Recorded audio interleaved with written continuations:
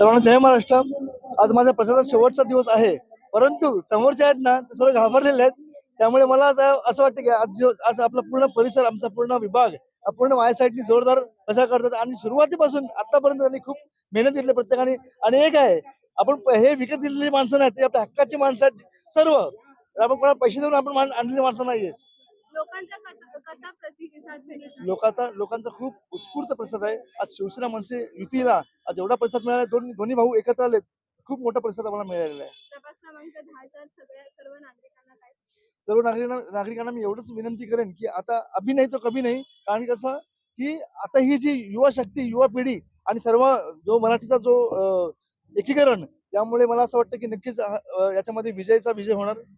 तुम्ही आता कसं पाहिला गेला तर भूमिपुत्र आहे, मग तुम्ही जो आता लास्ट म्हणजे आज शेवटचा दिवस आहे, हो.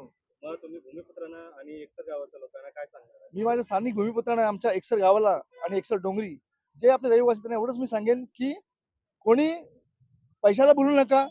आता हा जो दिवस आहे, हा दिवस जर ही संधी जर गेली तर पुन्हा अशी संधी मिळणार नाही. तर मराठी लोकांनी, सर्व लोकांनी एवढंच लक्षात ठेवा की आज इंजिनला मत द्या आणि इंजिन मशाल ही आमची दोघांची युती आहे. तर इंजिनला मत देऊन भरघोस मतांनी विजयी करा.